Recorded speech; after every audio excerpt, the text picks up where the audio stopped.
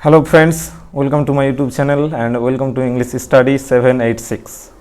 তো ফ্রেন্ডস, আমরা এর আগের দিন ফাদার সেলফের পার্ট 1 কমপ্লিট করেছিলাম। তো আজকে আমরা ফাদার সেলফের পার্ট 2 শুরু করতে যাচ্ছি। তো দেখো, বেশি সময় নষ্ট না করে আমরা শুরু করছি ইউনিট 2। সমি আশা করেছিল that with this his father would be made to see, যে এই বলে সে হয়তো বাবাকে বোঝাতে পারবে why he must avoid school for the day, কেন এই দিনটা তার স্কুল এড়িয়ে যাওয়া দরকার। But father's behaviour took an unexpected turn, কিন্তু বাবার আচরণ এক অপ্রত্যাশিত মোড় নিল। আনএক্সপেক্টেড মানে হচ্ছে অপ্রত্যাশিত। He proposed to send a letter with স্বামী টু দ্য হেডমাস্টার, তিনি বললেন যে তিনি স্বামীকে দিয়ে প্রধান শিক্ষক মহাশয়কে একটি চিঠি পাঠাবেন। No amount of protest from Swami would make him change his mind, স্বামীর কোনো প্রতিবাদেই তেনার মন পরিবর্তন হলো না। অর্থাৎ স্বামী কোনো কথা বলেই তার বাবাকে বোঝাতে পারলো না। অর্থাৎ তিনি একটি চিঠি লিখলেন, সেটা তিনি বললেন যে স্বামীকে দিয়ে তিনি একটি চিঠি প্রধান শিক্ষক মহাশয়ের উদ্দেশ্যে পাঠাবেন। তো দেখো পরের স্ট্যাঞ্জা। বাই দ্য টাইম, যে সময়ে Swami was ready to leave for school, Swami স্কুলে যাওয়ার জন্য তৈরি হলো। Father had composed a long letter to the headmaster, তার মধ্যেই তার বাবা প্রধান শিক্ষক মহাশয়ের উদ্দেশ্যে একটি লম্বা চিঠি লিখে ফেললেন। He put it in an envelope, তিনি এটিকে একটি খামের ভিতর ভরলেন। অ্যান্ড সিল্ড ইট, এবং এই খামের মুখটা বন্ধ করে দিলেন। অর্থাৎ তিনি চিঠিটিকে একটি খামের ভিতরে ভরে খামের মুখটা বন্ধ করে দিলেন। নেক্সট পেজে দেখো, what have you written father, তুমি কি লিখেছো বাবা? স্বামী আক্সড অ্যাপ্রেহেন্সিভলি, স্বামী উদ্বেগের সাথে জিজ্ঞাসা করলো। তো অ্যাপ্রেহেন্সিভলি মানে হচ্ছে উদ্বিগ্নভাবে বা উদ্বেগের সাথে জিজ্ঞাসা করা।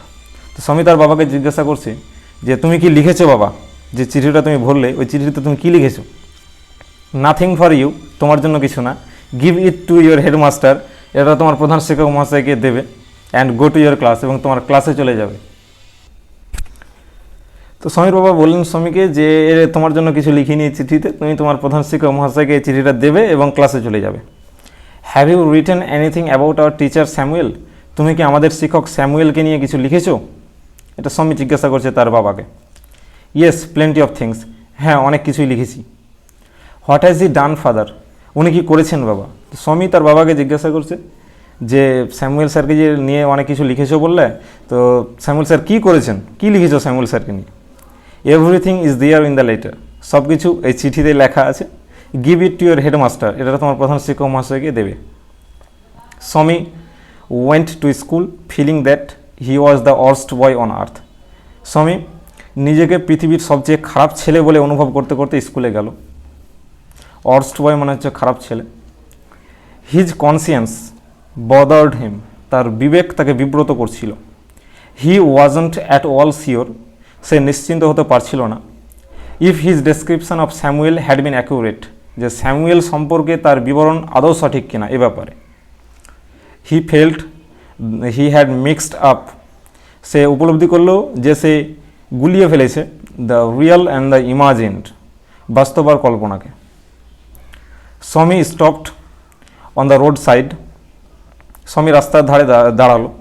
Two make up his mind, তার মনকে স্থির করতে। অ্যাবাউট স্যামুয়েল সম্পর্কে, অর্থাৎ স্যামুয়েল স্যার সম্পর্কে মনস্থির করতে স্বামী রাস্তার ধারে দাঁড়ালো। Samuel was not such a bad man after all, Samuel sir আদৌ খুব খারাপ মানুষ ছিলেন না। Personally he was much more friendly than the other teachers, ব্যক্তিগতভাবে উনি অন্যান্য শিক্ষকদের থেকে বেশি বন্ধুত্বপূর্ণ। স্বামী অলসো ফেল্ট, স্বামী আরও উপলব্ধি করলো যে Samuel had a special regard for him, যে তার প্রতি স্যামুয়েল স্যারের একটু বিশেষ মনোযোগ আছে।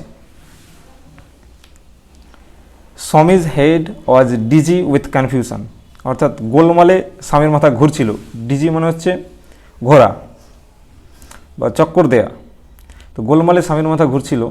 He could not decide if Samuel really deserve the allegations made against him in the letter, যে চিঠিতে স্যামুয়েল স্যার সম্পর্কে যেসব অভিযোগ করা হয়েছে সেগুলো তার পাওনা কিনা, সে সম্পর্কে স্যামুয়েল সম্পর্কে স্বামী মোটেই নিশ্চিত হতে পারছিল না বা সিদ্ধান্ত নিতে পারছিল না।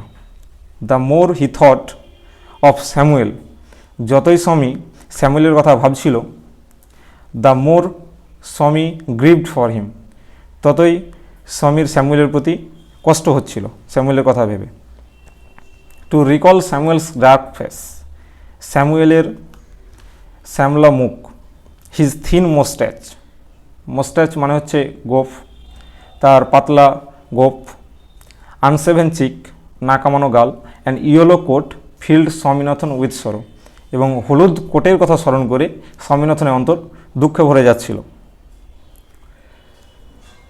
তো আমরা নেক্সটে আমরা আবার দেখে নাও প্রথম থেকে, যদি কোথাও বুঝতে না পারো আমি আরেকবার ঝটপট রিপিট করে দিচ্ছি, রিভাইজ দিয়ে দিচ্ছি আমি আবার, তোমরা দেখে নাও। স্বামী আশা করেছিল যে এই বলে সে বাবাকে বোঝাতে পারবে কেন এই দিনটা তার স্কুল এড়িয়ে যাওয়া দরকার, কিন্তু বাবার আচরণ এক অপ্রত্যাশিত মোড় নেয়। তিনি বলেন যে তিনি স্বামীকে দিয়ে প্রধান শিক্ষক মহাশয়ের উদ্দেশ্যে একটি চিঠি পাঠাবেন। স্বামীর কোনো প্রতিবাদেই তিনার মন পরিবর্তন হয় না। যে সময়ে স্বামী স্কুলে যাওয়ার জন্য রেডি হলো, তার বাবা তার মধ্যেই প্রধান শিক্ষক মহাশয়ের উদ্দেশ্যে একটি লম্বা চিঠি লিখে ফেললেন। তিনি সেই চিঠিটিকে একটি খামের ভিতরে ভরে দিলেন এবং খামের মুখটা বন্ধ করে দিলেন। তারপরে আমরা দেখলাম যে স্বামী তার বাবাকে জিজ্ঞাসা করছে যে তুমি কি লিখেছো বাবা? তখন স্বামীর বাবা বলছেন যে তোমার জন্য কিছু লিখিনি, এই চিঠিটা তোমার প্রধান শিক্ষক মহাশয়কে দেবে এবং তোমার ক্লাসে চলে যাবে।